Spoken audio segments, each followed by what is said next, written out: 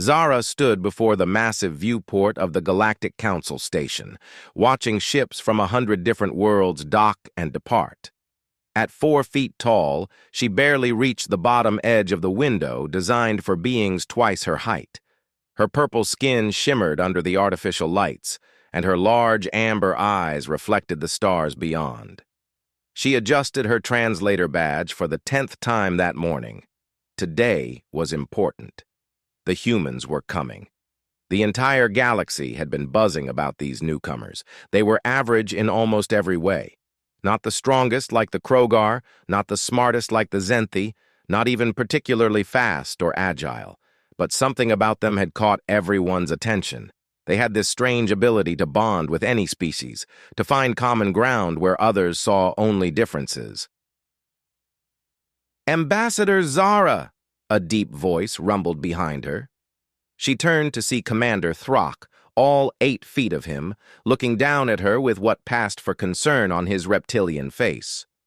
"The human delegation will arrive in 20 minutes. Are you prepared?"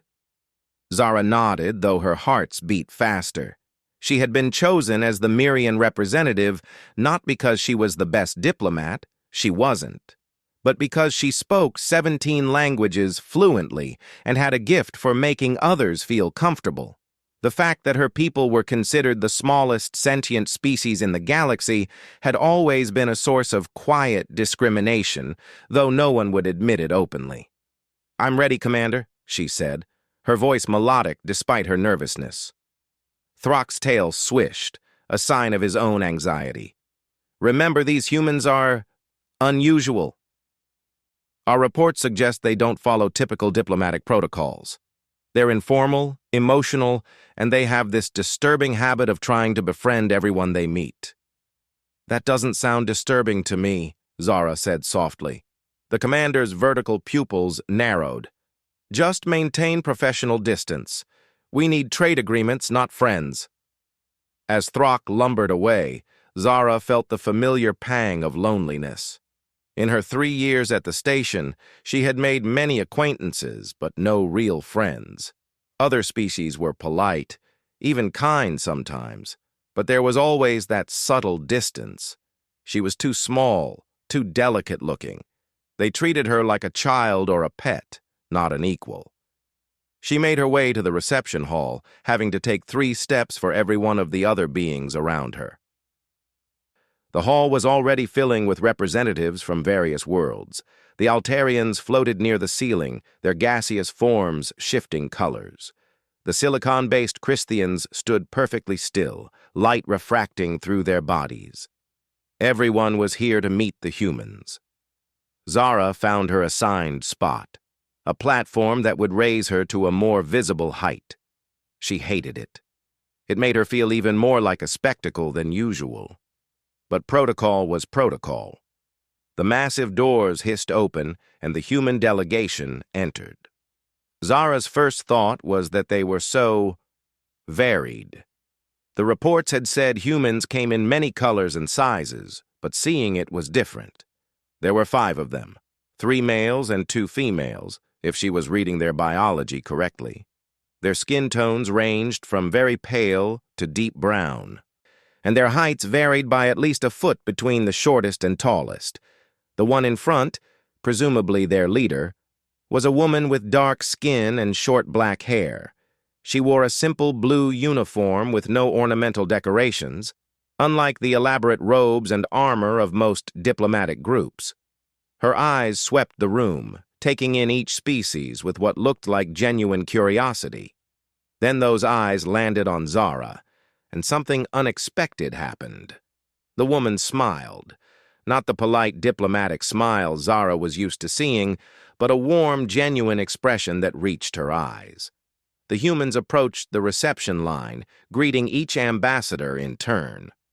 Zara watched, fascinated as they adapted to each species' customs. They bowed to the Altarians, stood still for the Christians, and even attempted the complex tentacle-touch greeting of the Aquarians. When they reached Zara's platform, she prepared to give her formal greeting. But the lead human, Ambassador Chen, according to her briefing materials, did something unexpected. She stepped around the platform and stood on the regular floor, putting them at roughly equal height. "Ambassador Zara of Myria," Chen said, her voice warm. "It's an honor to meet you. I've read so much about your people's contributions to galactic literature and music." Zara blinked in surprise. Most species mentioned her people's mining capabilities, or their ability to work in small spaces. No one ever brought up their cultural achievements. "Thank you, Ambassador Chen," Zara managed. "Welcome to the Galactic Council Station." "Please call me Lisa," the human said. Then, lowering her voice slightly, she added, "And would you mind if we talked without the platform? I've never liked those things. They make real conversation feel so formal." Zara felt something flutter in her chest. Surprise, pleasure, and a tiny spark of hope. Yes, I would prefer that." She stepped down from the platform, expecting Lisa to tower over her like everyone else did. But the human did something else unexpected. She sat down on a nearby bench, gesturing for Zara to join her. When they were both seated, they were eye to eye. "That's better," Lisa said. "Now, tell me about Myria. What's it really like? The reports are all facts and figures, but I want to know how it feels to watch your 3 suns set." For the next hour, as the formal reception continued around them, Zara found herself in the most genuine conversation she'd had in years. Lisa asked about Myrian music, about their poetry, about the way the crystal forests sang in the wind. She shared stories of Earth, of oceans that covered most of the planet, of creatures called dogs that humans kept as companions, of cities that never slept. The other humans had spread throughout the hall, each engaging different species with the same warm interest. One was learning a board game from the logical Zenthi, apparently losing badly but laughing about it. Another was comparing recipes with a culinary cast hive member, both of them getting increasingly animated about spice combinations. "Can I ask you something?" Lisa said eventually. "And please, feel free not to answer if it's too personal." Zara nodded, curious. "Do other species always make you use those platforms?" The question was so direct, so matter-of-fact, that Zara found herself answering honestly. "Yes. They say it's for optimal communication positioning, but I think it's because they're uncomfortable looking down at me. It reminds them that I'm different." Lisa's expression softened. "On Earth, we have a saying, 'It's not the size of the dog in the fight, but the size of the fight in the dog.' Some of our greatest leaders, thinkers, and artists have been people others overlooked because of physical differences." "Dogs fight?" Zara asked, alarmed. Lisa laughed, a warm, rich sound. No. Well, sometimes, but that's not... It's a metaphor. It means that determination and spirit matter more than physical size or strength." "Oh." Zara considered this. "We have a similar saying on Myria. The smallest star often burns the brightest." "I like that better," Lisa said. "May I steal it?" This led to a discussion of metaphors and language, which led to Zara demonstrating the basics of Myrian musical speech, which led to Lisa trying to whistle a human song called "Somewhere Over the Rainbow." Her attempts were terrible, and both of them ended up laughing. "Ambassador Zara!" Commander Throck's voice cut through their laughter. He stood nearby, his expression disapproving. "The formal presentations are beginning." Zara felt her heart sink. Back to protocol, back to platforms and careful distances.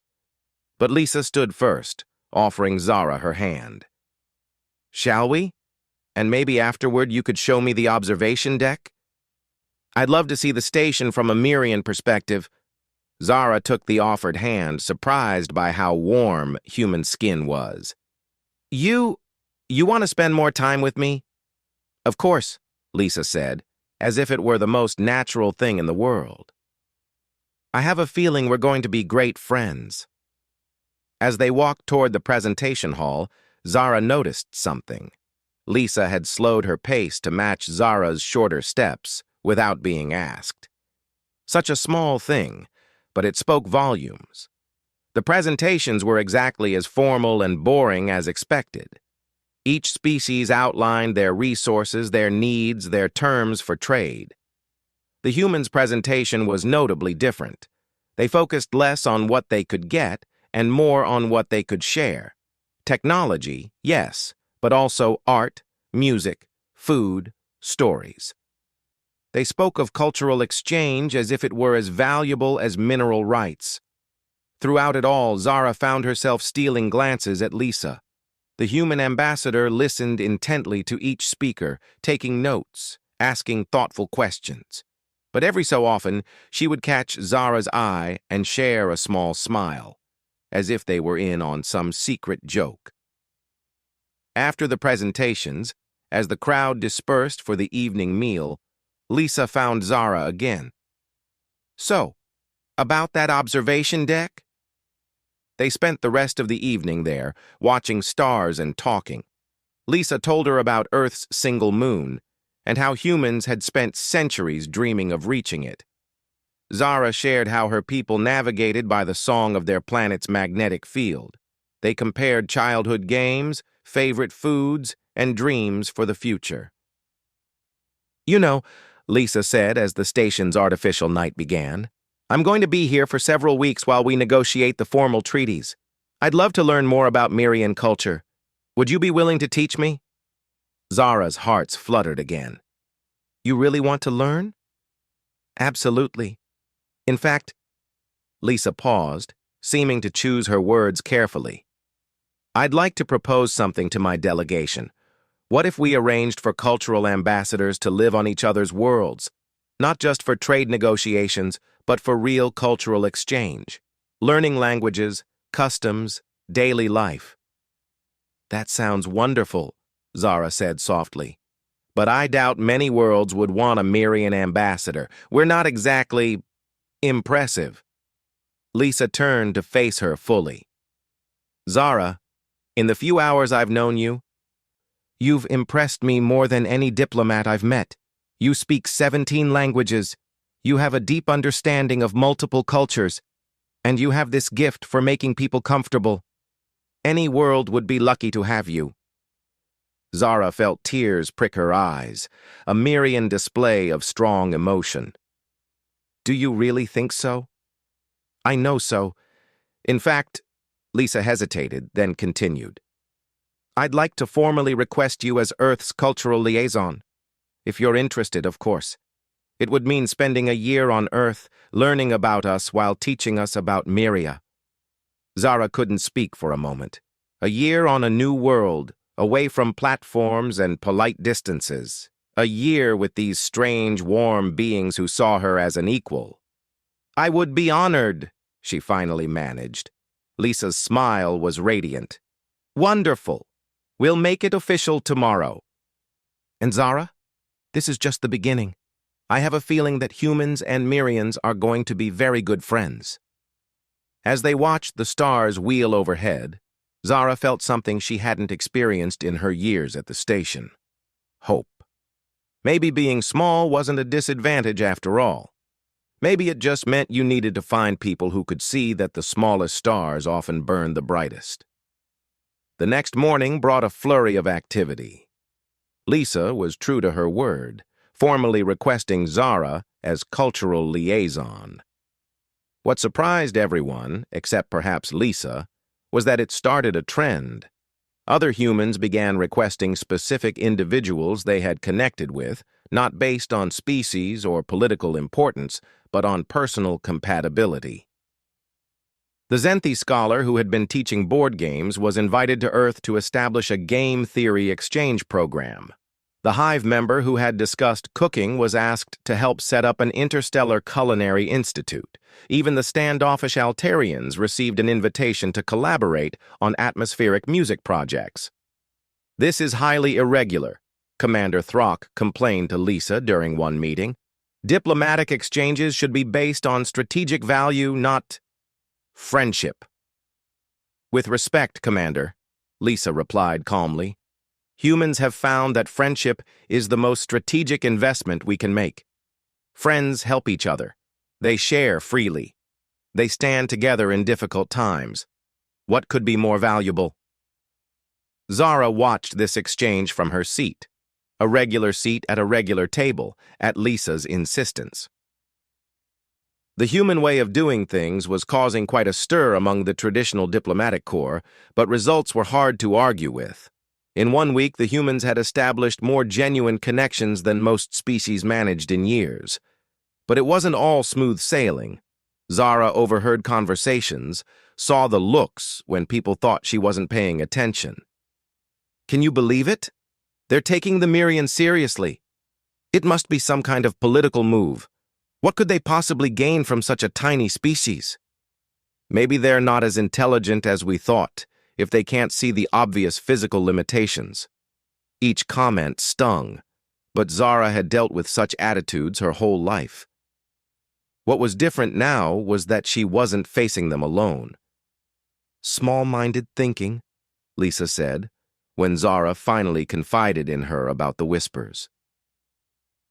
They're so focused on physical size that they're missing the bigger picture. You know what one of Earth's most successful species is? Ants. Tiny creatures. But they've built complex societies, developed agriculture, and survived mass extinctions that wiped out creatures 1,000 times their size.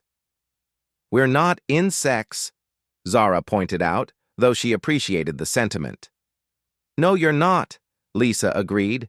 You're brilliant, talented people who've been underestimated for too long. But that's changing. Want to know a secret? Zara nodded. My government didn't just send us here for trade agreements. We were looking for something specific, species who value connection, communication, and culture. We've met plenty of powerful civilizations, but power without wisdom is dangerous. We were looking for friends, real friends. And I think we've found them. Over the following days, Zara threw herself into preparations for her Earth assignment. She studied everything she could find about human culture, though Lisa laughed and said the real thing would be nothing like the reports. We're chaotic, Lisa warned. We argue about everything. We have 1,000,000 different cultures even on our single planet, and we have this annoying habit of doing things just to see if we can. But we're also loyal, curious, and we have really good food. Well, some of us do. Stay away from something called lutefisk. Trust me on that. The night before the human delegation was scheduled to leave, taking Zara and several other cultural liaisons with them, there was a farewell gathering. It was supposed to be a formal affair, but the humans had other ideas. They pushed tables aside, brought out musical instruments from Earth, and turned it into what they called a party. Zara watched in amazement as dignified ambassadors were coaxed into trying human dances. The Zenthi scholar was teaching a group the rules of something called poker while warning them about tells. The hive member was in the corner with 2 humans, all of them singing something about 100 bottles of beer on the wall. It's chaos, Commander Throck said, appearing beside her. Yes, Zara agreed happily. Wonderful chaos. The commander was quiet for a moment. Then grudgingly he said, You seem different, happier. I am, Zara said simply. Perhaps. Throck hesitated, then continued. Perhaps we have been too rigid in our thinking. The humans see something in you that we missed. That is our failing, not yours. It was the closest thing to an apology she had ever received from him, and Zara appreciated it. Thank you, Commander. Don't thank me yet, he said. You're about to spend a year with a species that thinks, hold my beer and watch this, is a perfectly reasonable decision-making process. You may come back begging for nice, sensible diplomatic platforms. But as Zara watched Lisa teaching a group of mixed species, something called the electric slide, she doubted it. For the first time in her life, she was seen not as the small Mirian, but as Zara, linguist, diplomat, and friend. Tomorrow would bring new challenges. Earth was an unknown, full of billions of humans with their strange customs and chaotic energy. But it was also full of possibility, of people who looked at a 4-foot-tall alien and saw not limitations but potential. As Lisa caught her eye across the room and waved her over to join the dancing, Zara made a decision.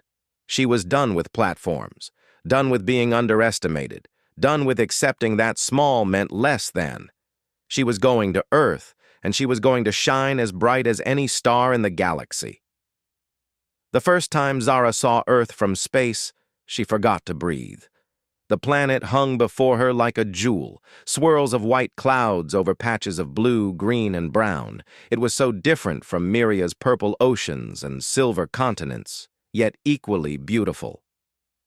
"Home, sweet home," Lisa said beside her, and Zara could hear the emotion in her voice.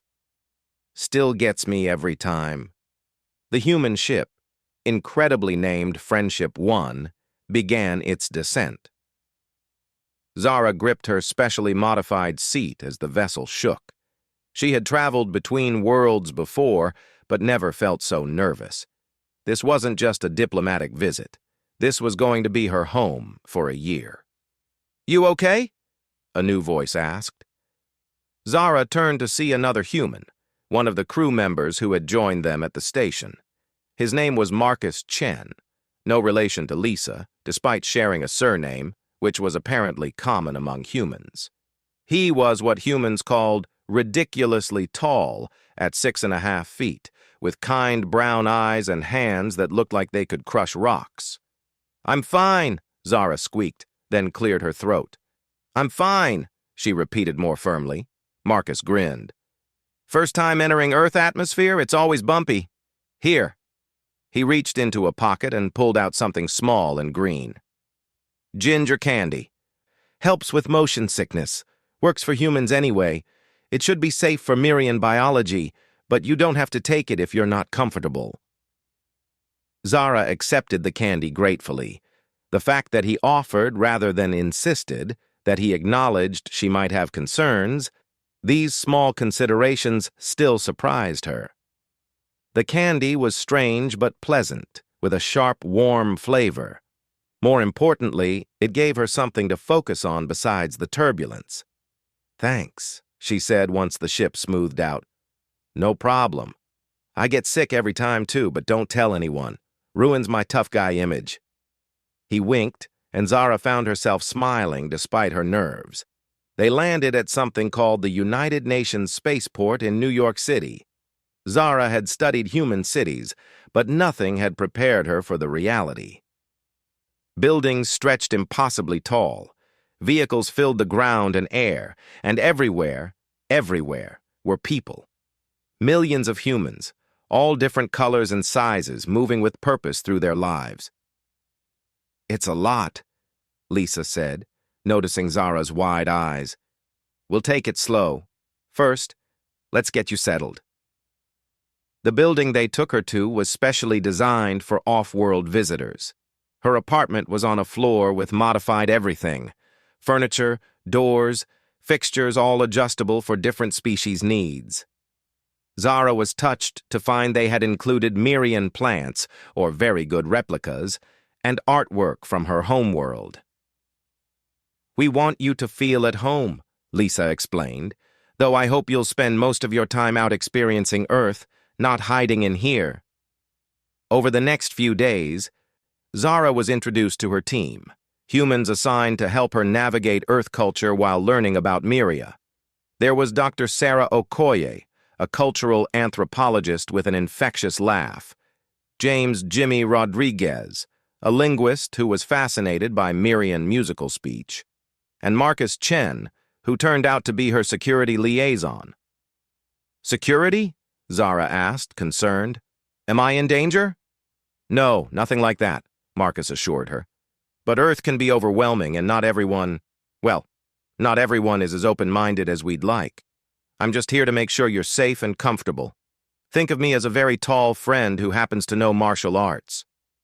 The first week was a whirlwind of orientation meetings and medical checks. Earth's gravity was slightly heavier than Miria's, but Zara adapted quickly. The air took more getting used to. It smelled different, alive with scents her people had never encountered. Then came her first real venture into human society: grocery shopping. "This is a quintessential human experience," Jimmy explained as they entered something called a supermarket. "We need food to survive, but we've turned acquiring it into this whole thing." Zara understood what he meant the moment they walked in. The building was enormous, filled with aisle after aisle of products.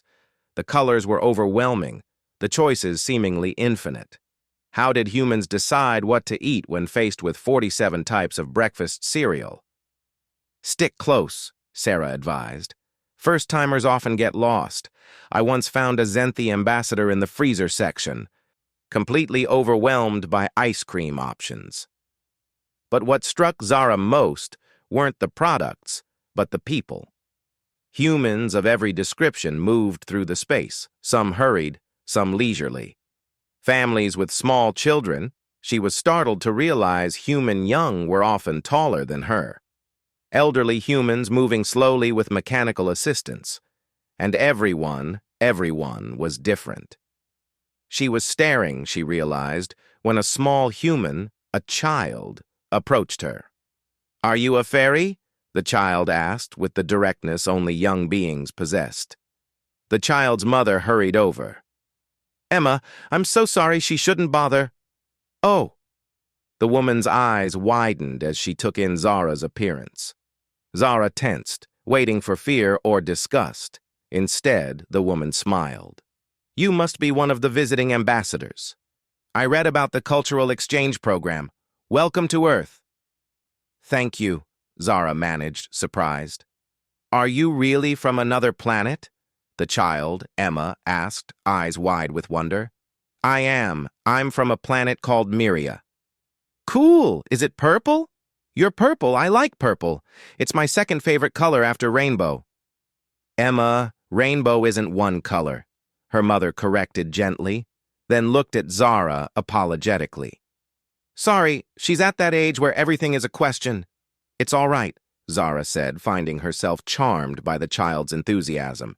"Yes, Emma, parts of Myria are purple. Our oceans are purple, and when our 3 suns set, the whole sky turns violet and gold." "3 suns!" Emma exclaimed. "That's so cool. Mom, can we visit the purple planet?" The conversation continued for a few more minutes, with Emma asking increasingly creative questions about alien life. When they finally parted, the child waved enthusiastically, calling out, "Bye, purple fairy lady." "Kids," Sarah chuckled. "They haven't learned to be scared of different yet. It's adults who usually mess that up." But as their shopping trip continued, Zara found that most humans, adult or child, reacted with curiosity rather than fear. Some stared, yes, but when she smiled, they usually smiled back. One elderly man insisted on helping her reach something from a high shelf, grumbling good-naturedly about ridiculous grocery store layouts. "How do you all get along?" Zara asked as they loaded groceries into their vehicle. "You're all so different from each other, even within your own species." Marcus laughed. "We don't always get along. Humans have a long, ugly history of fighting over differences. But most of us are trying to do better. Having folks like you here helps, actually. Hard to hate your neighbor for being different when there's literally someone from another planet buying groceries next to you." Over the following weeks, Zara's world expanded rapidly. She attended university lectures, where she gave presentations on Myrian language structure to fascinated students. She visited museums, overwhelmed by the depth of human history and culture. She tried foods from a dozen different Earth cultures and learned she loved something called pad thai, but absolutely could not handle wasabi. But it was the small moments that affected her most. The barista at the local coffee shop who learned her name and always asked about her day. The jogger in the park who waved every morning. The librarian who special-ordered books on Myrian poetry for the collection. "You're all so—" Zara searched for the word one evening, sitting with her team at what they called their regular spot, a small restaurant run by an Ethiopian family. Weird, Jimmy suggested helpfully. Chaotic, Sarah added. Loud, Marcus contributed. Kind, Zara finished. Not all of you, I know, but so many. Why? The humans exchanged glances, and it was Sarah who answered. I think it's because we're all a little lonely. Humans are social creatures. We need connection. And most of us know what it feels like to be the outsider, the one who doesn't fit.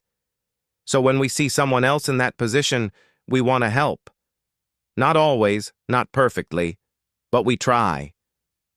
It was Marcus who changed everything, though Zara didn't realize it at the time. They were at a bookstore. Zara had developed what her team called a serious book problem when it happened. She was trying to reach a book on a high shelf, considering whether to ask for help, when Marcus appeared beside her. Which one? He asked. She pointed, expecting him to get it for her. Instead, he did something unexpected. He sat down on the floor, back against the bookshelf. What are you doing? Zara asked, confused. Evening the playing field, he said with a grin. Now, which book were you telling me about? The one about the human who accidentally started an intergalactic incident with a sandwich? They spent an hour there, sitting on the bookstore floor, discussing books and swapping stories. Other customers had to step around them, but Marcus didn't seem to care, and gradually, neither did Zara. You know, she said eventually, most people just get me a stepladder. Most people are missing out, Marcus replied easily. Best conversations happen on bookstore floors. Scientific fact. I don't think that's a scientific fact. It is now. We'll publish a paper. Effects of altitude on conversational quality, a cross-species study. Will be famous in academic circles. Zara laughed, the sound drawing smiles from nearby browsers. She laughed a lot around Marcus, she realized. He had a gift for finding humor in everything, for making her feel like her size was just another characteristic, like having purple skin or 3 hearts. Interesting, but not defining. Their friendship deepened over shared experiences. Marcus introduced her to human cinema. She cried at something called E.T., and he pretended not to notice. She taught him basic Mirian songs. He was terrible but enthusiastic. They explored the city together, Marcus pointing out hidden gems, the best pizza place, the park where jazz musicians gathered, the building where his grandmother used to live. Tell me about her, Zara said one day as they sat by a fountain, eating ice cream. Grandma Chen, she was 4'10" of pure determination, Marcus said with a fond smile. Came here from China with nothing but hope and attitude. People underestimated her because she was small and spoke broken English. She ended up running 3 successful restaurants and putting all her grandkids through college. She sounds amazing. She was. You remind me of her sometimes. Not just the height thing.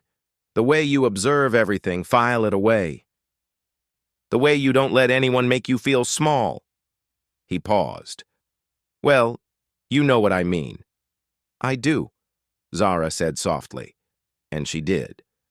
One evening, Zara's team took her to something called a karaoke bar. The concept baffled her, humans singing badly on purpose for entertainment, but she found herself charmed by the enthusiasm. You have to try it, Jimmy insisted. It's a rite of passage. I don't know any human songs well enough, Zara protested. Then sing a Mirian song, Sarah suggested. We'd love to hear one. With encouragement from her increasingly intoxicated team, alcohol affected humans in amusing ways, Zara took the stage. The bar quieted as patrons noticed the small purple being at the microphone. She chose a simple Mirian lullaby, one her carrier had sung to her as a youngling. Her people's musical speech translated beautifully to song, notes flowing like liquid silver. The universal translator couldn't convey the meaning, but emotion needed no translation. When she finished, the bar erupted in applause. Humans, it seemed, appreciated music in any form. That was beautiful, a woman said, approaching their table. Are all Mirian songs like that?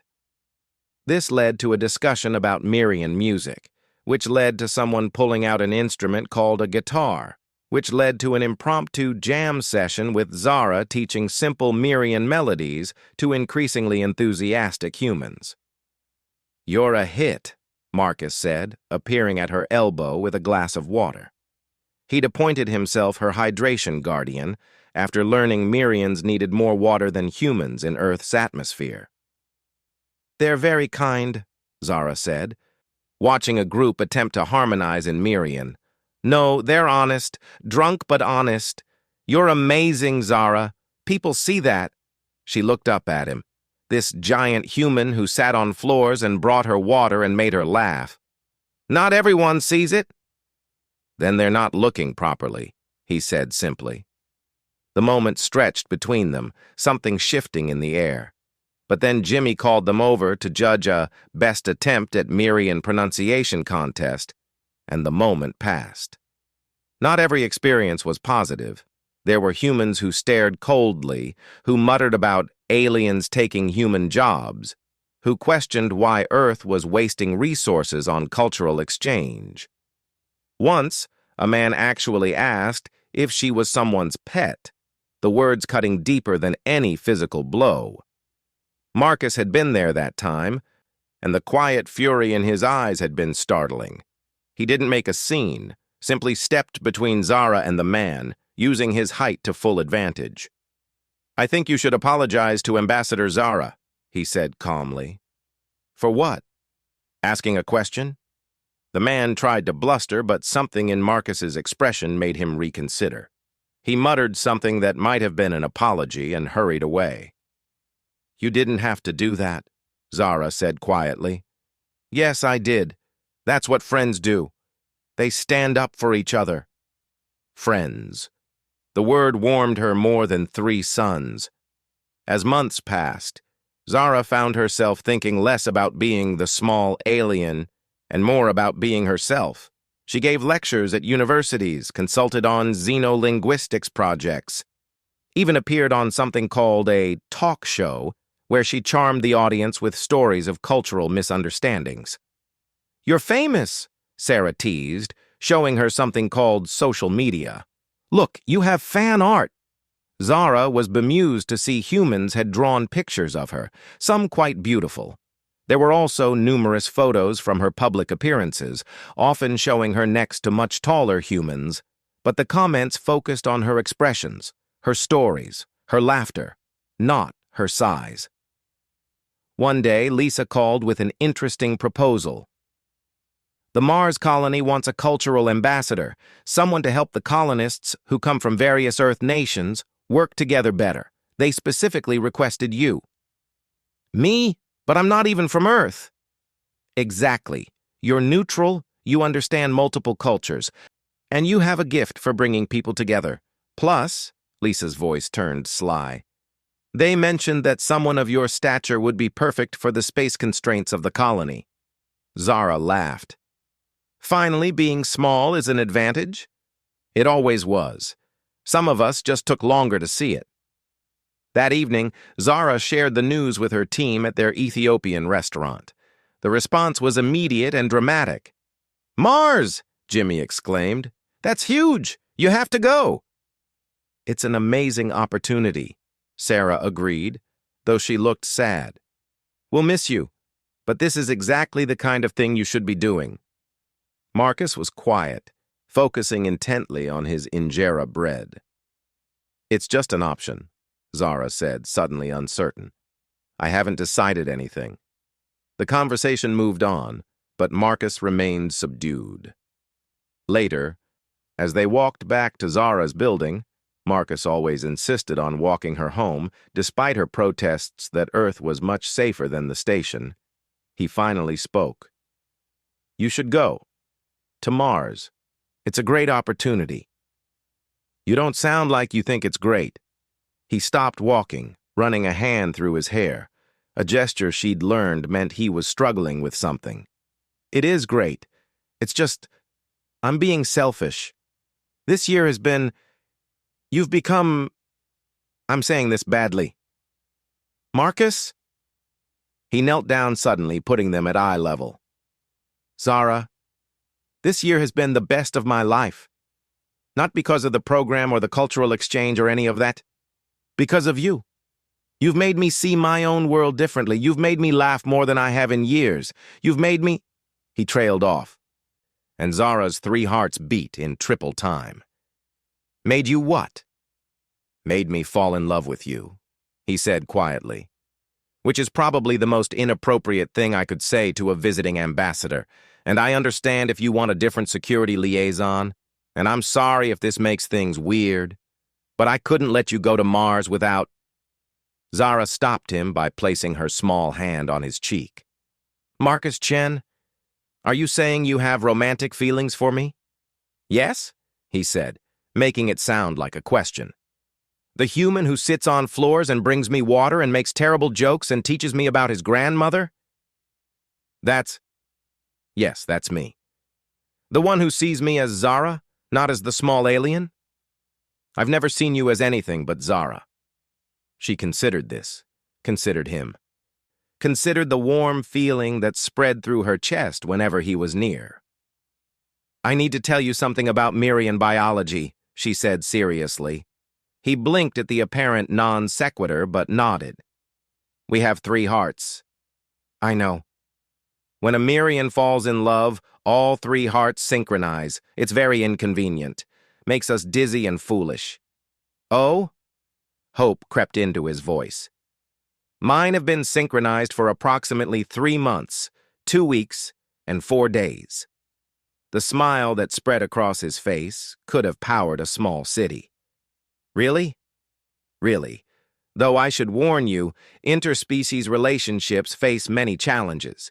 Different lifespans, cultural expectations, potential biological incompatibilities. Zara? Yes? Can I kiss you, or would that cause an intergalactic incident? She laughed, the sound bright as stars. I think we can risk it. The kiss was awkward. Height differences, anatomical differences, the fact that they were kneeling on a public sidewalk. It was also perfect. When they pulled apart, Marcus was grinning. So, about Mars... I haven't decided yet, though if I did go, I would need an Earth cultural consultant, someone tall enough to reach high shelves but willing to sit on floors. Know anyone like that? I might have someone in mind. They walked the rest of the way home hand in hand, ignoring the stares of passing humans. Some looked surprised, some confused, but more smiled, recognizing love when they saw it. That night, Zara called home to Miria, speaking to her family for the first time in months. She told them about Earth, about her work, about Marcus. Her carrier's response was typically Mirian. Is he kind? The kindest. Then the rest is just details, little star. The next morning brought a surprise. Marcus arrived at her apartment with coffee and what he called the best bagels in New York, but also with news. So remember how you did that talk show? Well, apparently it went viral. There's a whole campaign now, small but mighty. People are sharing stories about overcoming size discrimination, about not letting physical differences define them. You've started something, Zara. She looked at the tablet he showed her, scrolling through hundreds of stories. Humans who had been told they were too short, too tall, too different. All finding inspiration in a 4-foot purple alien who refused to be made small. I didn't mean to... I know. That's what makes it powerful.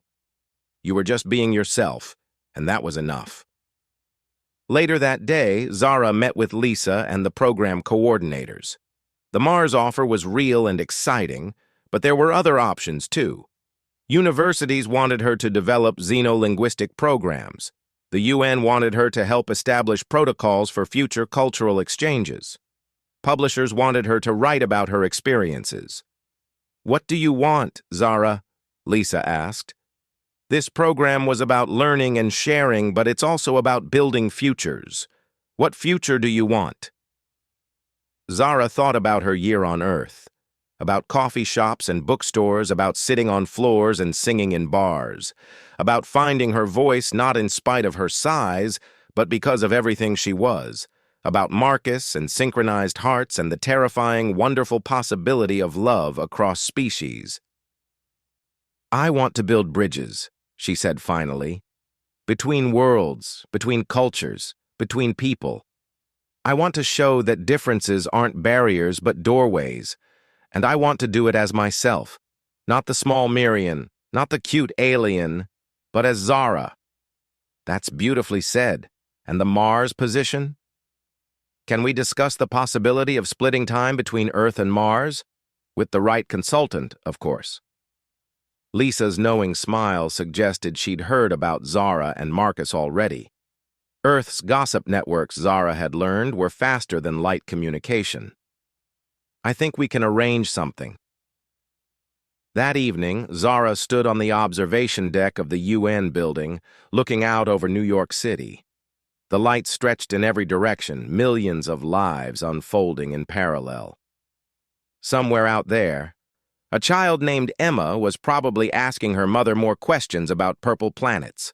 Somewhere, humans were attempting to sing Mirian songs. Somewhere, barriers were breaking down, one interaction at a time. Marcus joined her, wrapping his arms around her from behind. They stood in comfortable silence, her barely reaching his chest but fitting perfectly anyway. "No platforms?" he teased gently. "Never again," she said firmly. "I've spent too much time trying to be taller. I'd rather spend that energy on being better." "For what it's worth," he said, pressing a kiss to the top of her head, "I think you're the perfect height. Any taller, and I'd have to stand on my toes to kiss you on the forehead." "Humans," she said with fond exasperation. "You find romance in the strangest things," says the woman whose 3 hearts synchronize for love. "That's way stranger." She turned in his arms, looking up at him. "Marcus, thank you." "For what?" "For seeing me. Not the alien, not the diplomat, not the small being who needed accommodation. Just me." "Zara, from the moment you stepped off that platform and sat on a bench to talk to Lisa as equals, you've been impossible to see as anything but yourself. You shine too brightly to be diminished." "The smallest star often burns the brightest," she quoted. "Exactly. Though for the record, you're not small. You're exactly the right size. It's the rest of the universe that's off." She laughed and he smiled, and the city sparkled around them like a galaxy of possibility. The Mars shuttle launched on a Tuesday morning, Earth Standard Time. Zara pressed her face to the viewport, watching the blue planet shrink behind them while Marcus pretended he wasn't gripping his seat with white knuckles. "Still get motion sick?" she asked gently. "Only during launch, and landing, and course corrections," he admitted. "Basically any time we're moving." She reached over and took his hand. After 6 months of dating, she had learned that Marcus Chen, despite being 6.5 feet of muscle and confidence, had his vulnerabilities. Motion sickness was one. His complete inability to pronounce Mirian words correctly was another. His tendency to worry about her when she was perfectly capable of taking care of herself was a third. "Tell me about the colony again," she said, knowing that focusing on details would help his nausea. He smiled gratefully and launched into descriptions of Olympus Base, the primary human settlement on Mars. 4,000 colonists from 37 Earth nations, living and working together in humanity's first permanent off-world city. It should have been a paradise of cooperation. Instead, it was fracturing along cultural lines, old Earth prejudices somehow following humans to the stars. "That's why they need you," Marcus said. "Someone who can see past the differences and help them remember what they have in common." "And they need you because I'm devastatingly handsome and make excellent coffee," he said with false modesty. "Also, I have experience in intercultural security management, but mostly the coffee thing." Zara laughed, then noticed the older human couple across the aisle watching them with undisguised fascination. She had grown used to stares on Earth, but somehow she'd hoped space travelers would be different. The woman finally leaned forward. "Excuse me, are you Ambassador Zara? The one who did that United Nations speech?" Zara nodded, bracing for the usual comments about her size or questions about her species. "I wanted to thank you," the woman continued, surprising her. "My granddaughter saw your speech, the one about belonging not being about fitting in, but about being valued for who you are. She's autistic, and school has been hard for her, but after seeing you, she started advocating for herself more. She even quoted you to her principal. Different doesn't mean less. It means more perspectives." I'm honored," Zara managed, touched. "How is she doing now?" This led to a conversation about the granddaughter, about education, about the challenges of being different in any society. Other passengers began listening in, and soon Zara found herself in the middle of an impromptu discussion about diversity, acceptance, and the future of human-alien relations. "This is why they need you on Mars," an engineer named Paolo said. "You don't just talk about unity, you create it. Look at us. Strangers from different countries, different backgrounds, all talking together because you made space for it." "She does that," Marcus agreed proudly. 5 minutes in a room with Zara and everyone's best friends. "That's not true," Zara protested. "Remember the incident with the street vendor? He was trying to sell you as a pet. That doesn't count." The journey to Mars took 3 weeks with the new fusion drives. Zara used the time to study the colony's problems in detail. The reports were concerning: separate dining halls for different national groups, work teams refusing to integrate, even children self-segregating in schools. "It's like they brought all of Earth's problems with them," she mused one evening, floating in the observation lounge with Marcus. "Humans are really good at that," he agreed. "We can't leave our baggage behind even when we literally leave the planet." "But you also brought Earth's wonders," Zara pointed out. "Your music, your food, your ridiculous optimism." "Our ridiculous optimism?" says the woman who thinks she can single-handedly unite 4,000 stubborn colonists. "Not single-handedly," she corrected. "I have you. And Dr. Petrov, the colony psychologist, and the education team, and hopefully, once they remember why they came to Mars in the first place, the colonists themselves." Marcus pulled her close in the zero gravity, and they floated together, watching the stars. "Have I told you lately that I love you?" "Only twice today. You're slipping. Can't have that. I love you, Zara of Myria. I love your determination and your kindness and the way you see the best in everyone. I love that you're changing the galaxy just by being yourself. I love you too, Marcus Chen of Earth. Even though you put pineapple on pizza and think The Fast and the Furious is high cinema. Those movies are cultural treasures. They're about cars going fast and things exploding." "Exactly. Cultural treasures." Their playful argument was interrupted by an announcement. They were approaching Mars' orbital insertion. Time to strap in and, in Marcus's case, look green. Olympus Base was both impressive and depressing. The physical structure was a marvel. Interconnected domes and tunnels creating a city under the Martian sky. Gardens flourished under artificial suns, water recycled endlessly through sophisticated systems. But the human element was clearly struggling. Their welcome was cordial but strained. Director Yuki Tanaka, a Japanese woman who looked like she hadn't slept in days, greeted them with forced enthusiasm. "Ambassador Zara, Mr. Chen, welcome to Mars. We're so grateful you're here. The situation has deteriorated since our last communication." "How bad?" Marcus asked, slipping into professional mode. "We had our first physical altercation yesterday. A disagreement about work schedules escalated. No one was seriously hurt, but..." She trailed off, the implications clear. They were housed in the administrative dome. their quarters smaller than Earth standard but comfortable.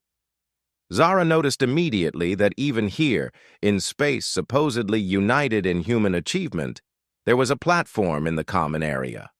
For her. She stared at it for a long moment, then turned to Director Tanaka. "Thank you for the accommodation. I won't be needing it.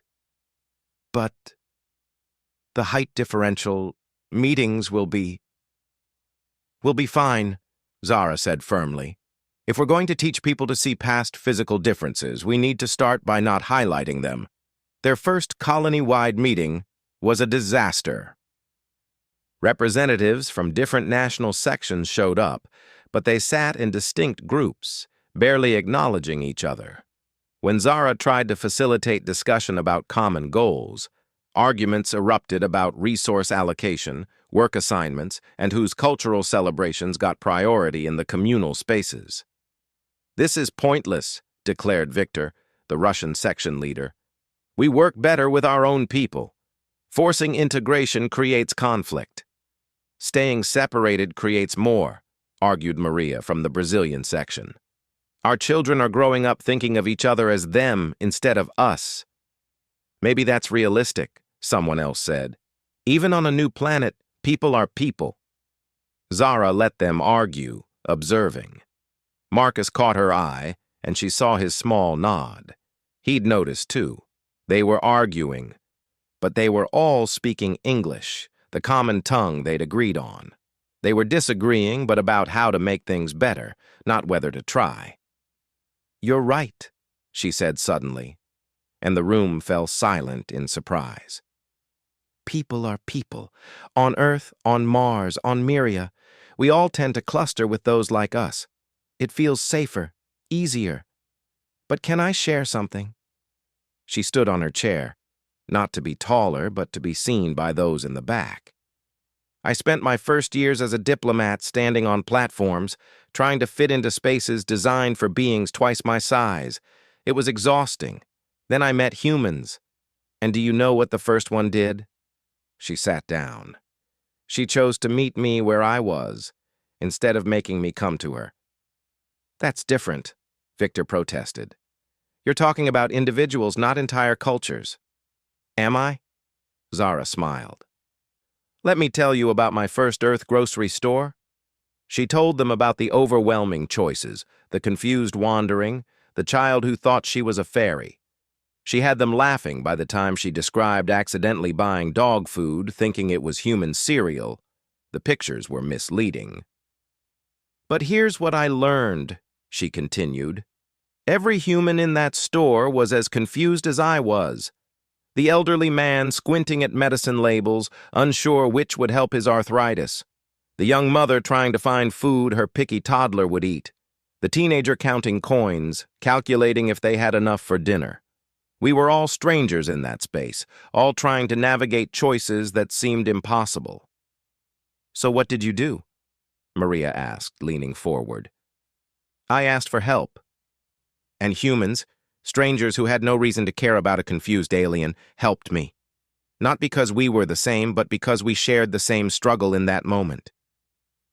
She paused, looking around the room. "Mars is your grocery store. You're all wandering the aisles, overwhelmed by choices, trying to make the best decisions for your families. But instead of helping each other, you're each insisting your aisle is the only important one." "Nice metaphor," Victor said, but his tone had softened. "Still doesn't solve the practical problems." "No," Zara agreed, "but maybe it gives us a place to start." She proposed something simple. Mixed lunch groups, not mandatory integration, just optional meals where colonists from different sections could eat together if they chose. No agenda, no forced unity, just food and conversation. "It won't work," someone predicted. "Then we'll try something else," Zara said cheerfully. "I failed at human grocery shopping 17 times before I got it right. Persistence is apparently a universal virtue." The first mixed lunch drew 12 people. Zara and Marcus were there, of course, along with a handful of curious colonists. Conversation was stilted until Marcus, bless him, started telling the story of their first date. "She wanted to try human mini-golf," he said, grinning. "Seemed harmless enough. What I didn't consider was that the course was designed for human children, so it was actually perfect for her height, but terrible for mine. I spent 2 hours crouched like a pretzel, threw out my back, and lost spectacularly." "I offered to stop," Zara added. "He insisted on finishing all 18 holes." "Chen's stubbornness," Marcus said proudly. "We never quit, even when we should." "That explains a lot," one of the colonists said, and suddenly everyone was sharing stories of cultural misunderstandings and dating disasters. By the third week, the lunches were drawing 50 people. By the second month, they had to move to a larger space. It wasn't just about food anymore. People were forming friendships, finding common ground. A Russian engineer and a Brazilian teacher discovered they both loved ancient Earth poetry. A group of parents started comparing notes on raising children in low gravity, regardless of what flag flew over their quarters. But real change came from the children. Zara had started visiting the schools, telling Miriam stories and teaching simple songs. The children, unlike their parents, had no preconceptions about aliens. To them, she was just Ms. Zara, the purple lady who knew cool songs and could braid hair in patterns that defied gravity. One day, she arrived to find chaos. 2 groups of children, one primarily Asian, one primarily European, were in a standoff over the playground equipment. "They always hog the climbing structure," one child complained. "Because you never share the swings," another shot back. The teachers looked exhausted. "It's been like this all week," one confided, "ever since their parents had that argument about water allocation." Zara studied the situation, then sat down in the middle of the playground. Not on a bench, not on equipment, but right on the ground. The children, curious, began to gather around. "Who wants to hear about the Great Mirian Playground War?" she asked. "There was a playground war?" a small voice asked. "Oh yes, terrible thing. Lasted for years. The purple faction and the silver faction, they fought over every swing, every slide, built walls around their sections and everything." She spun the story, making it appropriately dramatic for her young audience. The war escalated until nobody could play anymore, the playground empty while children stood on opposite sides glaring at each other. "So what happened?" the children asked, completely absorbed.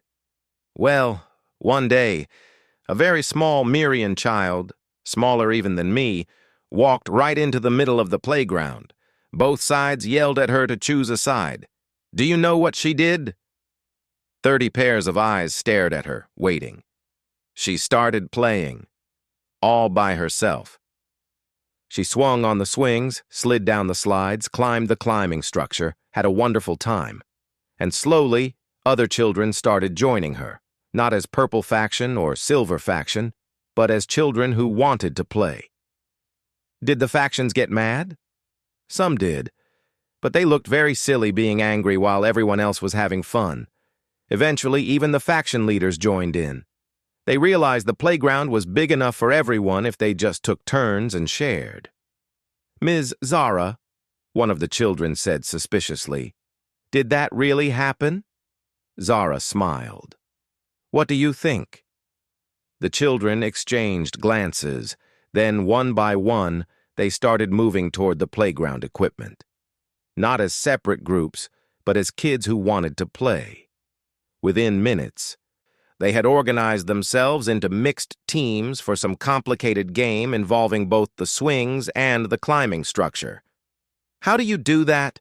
the teacher asked in amazement. "I don't," Zara said. "I just remind them what they already know. Children understand fairness instinctively. It's adults who complicate it." Word of the playground miracle spread. Parents who had been firmly segregated started asking questions. How did their children suddenly become friends across cultural lines? Why were they coming home singing songs in a mixture of languages? Marcus organized what he called community security walks. Basically, Patrols where colonists from different sections would walk the perimeter together, checking systems and chatting. It was genius in its simplicity. People who might never talk in a formal setting found themselves bonding over shared responsibility. "You're corrupting my security protocols with your friendship agenda," Zara teased him one evening. "Working, isn't it?" he said smugly. "Yesterday I saw Victor teaching Maria's son how to play chess, in Russian, while her daughter taught him Portuguese curse words. Cultural exchange at its finest." But the real breakthrough came from an unexpected source: a crisis. A massive dust storm, larger than any predicted, swept across the Martian surface. External operations had to cease, solar panels were obscured, and the colony had to switch to emergency power. In the past, each section would have hoarded resources, looked after their own. But something had changed in the months since Zara and Marcus arrived. When the Brazilian section's heating system partially failed, the Russian section immediately offered to share space. When the Asian section's water recycler needed parts, the European sections provided them without negotiation. Zara coordinated from the command center, her small stature allowing her to move quickly through crowded spaces, checking on everyone. Marcus organized work teams, mixing colonists based on skills rather than nationality. Nobody questioned it. In crisis, artificial divisions seemed petty. The storm lasted 8 days. By the time it cleared, something fundamental had shifted. The colonists had remembered why they came to Mars, not as representatives of old Earth nations, but as humans reaching for the stars. The colony celebration afterward was unlike anything Olympus Base had seen. Food from every culture, music blending traditions, children playing games that borrowed rules from 6 different Earth countries and 1 Mirian counting song. "You did it," Director Tanaka said, finding Zara watching the celebration from a quiet corner. "You united them." "They united themselves," Zara corrected. "They just needed to remember they had more in common than apart. Humans are good at that when they try. Still, the Council wants to expand the program. Cultural ambassadors at every colony, on the moon bases, even the asteroid mining stations. Will you help design it?" Zara looked across the room to where Marcus was teaching a group of children what he claimed was kung fu, but looked suspiciously like dancing. He caught her eye and waved, his smile brighter than any star. "We'll help," she said. "But first, there's something else." The wedding was held 6 months later, under the Martian sky. It was the first interspecies marriage on Mars, possibly the first on any human colony. They'd had to invent some of the paperwork. Zara wore a dress that blended Mirian and Earth traditions, purple silk with white Earth lace. Marcus wore a suit that he complained about for weeks, but looked magnificent in. The ceremony itself was a cheerful mix of customs, with vows in 3 languages and music from 2 worlds.